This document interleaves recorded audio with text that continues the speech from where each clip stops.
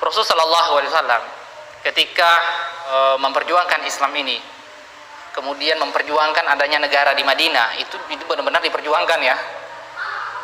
Itu membangun negara di Madinah itu salah satu menjadi tujuan daripada perjuangan baginda Rasul Shallallahu Alaihi Wasallam.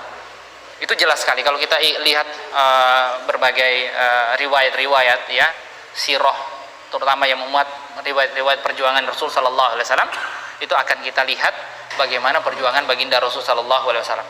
Yang ingin saya sampaikan begini, mungkin di antara kita berpikir sedikit pragmatis, mungkin ya sedikit pragmatis. Kita berpikir bahwa perubahan itu hanya bisa apabila dari ya, dari atas ke bawah penguasanya menerapkan hukum-hukum tadi, kan begitu ya. Itu tidak dipungkiri, betul. Tetapi perubahan ya, perubahan yang paten ya, yang mendasar itu adalah perubahan dari bawah. Kesadaran masyarakat itu yang paling penting ya. Kesadaran daripada masyarakat kaum muslimin di negeri ini khususnya, ketika mereka memahami Islam itu adalah sebuah ideologi, mereka menuntut itu diterapkan, maka penguasa itu, ketika masyarakat sudah tidak percaya dengan penguasa ya, penguasa yang ada, maka mereka tidak bisa berbuat apa-apa. Militer itu adalah salah satu simpul perubahan. Artinya umat sama militer itu harus memahami Islam sebagai ideologi dan harus memahami bahwa Islam itu adalah masa depan. Kita tidak bisa bikin apa-apa selain hanya memahamkan, itu aja. Tidak bisa berbuat apa-apa, hanya memahamkan masyarakat. Hanya itu saja. Tidak mengambil langkah-langkah pragmatis. Rasul itu ditawarkan juga, Pak, Bapak Ibu, 3 hal ya.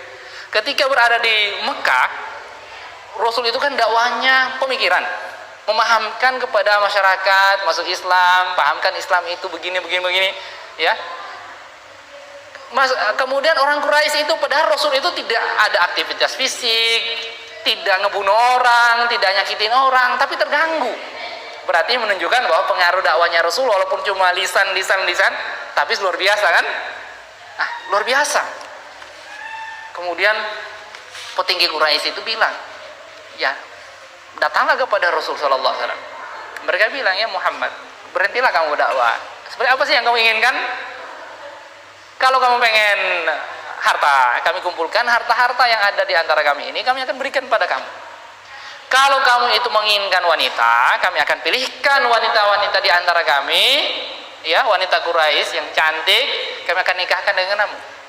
Kalau kamu itu pilih ingin berkuasa jadi penguasa kami, ya kami akan jadikan kamu berkuasa. Tapi Rasul Sallallahu Alaihi Wasallam menolak itu semua. Kenapa? Masyarakat itu tidak siap. Apa gunanya kemudian dia berkuasa, masyarakat tidak siap, tidak memahami Islam. Ini pernah terjadi. Taliban itu, kalau bukan Amerika hancurkan, gitu kan? Itu benar-benar intinya seluruhnya, eksekutifnya, parlemennya itu miliknya Taliban lah, kira-kira begitu. Ya sudah, mereka yang berkuasa menjalankan negara. Tetapi apa? Taliban itu runtuh sebenarnya bukan hanya gara-gara Amerika saja. Masyarakatnya yang menolak. Masyarakat yang nolak sistem gaya penerapan Islam model Taliban. Masyarakat yang nolak. Kan kita bertanya, kok bisa ditolak masyarakat? Masyarakatnya tidak siap. Tidak siap. Nah, di sini perlu disiapkan masyarakat tadi. Siapkannya dengan cara cuma ajak pahamkan Islam kepada mereka.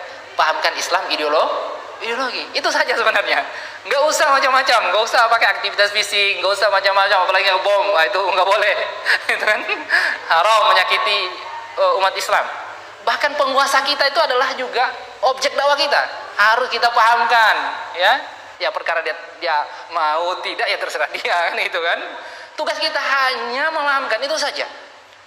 Memahamkan umat Islam, masyarakat Indonesia tentang Islam, itu saja. Itu saja. Ya.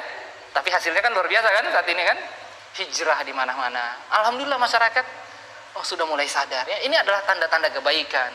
Dakwah yang dilakukan oleh orang-orang ikhlas selama ini, gitu kan. Alhamdulillah. Ya, semoga kita nantinya juga ikut dalam bagian perjuangan Islam ini. Kita pengen dapat saham yang besar ini kan, saham terbaik ini, ya. Sehingga kemudian Allah wafatkan kita punya saham, kita bisa bersaksi di hadapan Allah, saya punya saham ini ya Rob, kan seperti itu. Ya, kita berharap seperti itu. Ya, amin insyaallah.